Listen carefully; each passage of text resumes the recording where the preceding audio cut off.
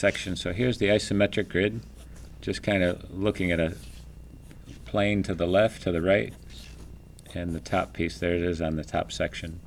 So once it's in here, there's a couple ways to illustrate it. Could be straight, the binding of the book, that type of thing. Could be curving. You can just sketch it out freehand. I may touch it up with a pencil, for example. And then the curve of the pages in the binding of the book, hardcover, for example.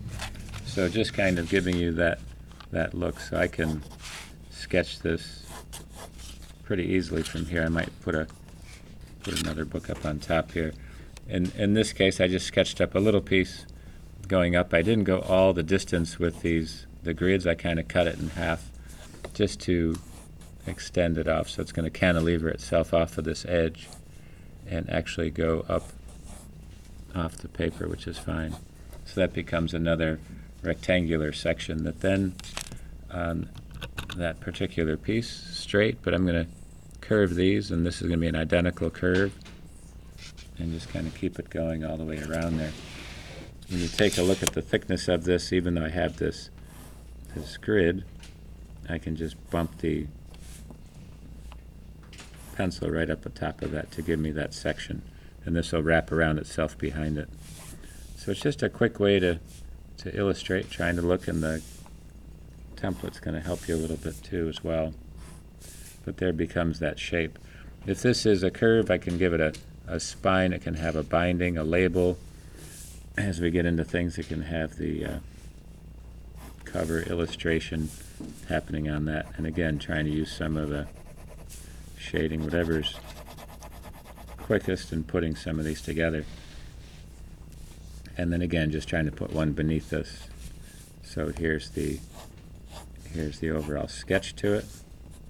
And then going ahead with a little bit of a thickness for the edge, and as it tries to show the binding, curving that piece up that direction. So it doesn't really matter which area you do, it's just trying to get you to think of these, trying to make things dimensional as it builds that piece up.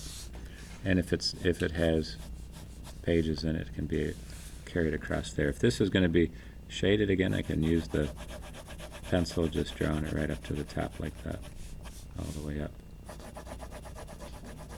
So it kind of builds that piece up, any type of the shading. So as you're building a value along the spine, and you can put lettering on there, that type of thing. But it does give you plenty to take a look at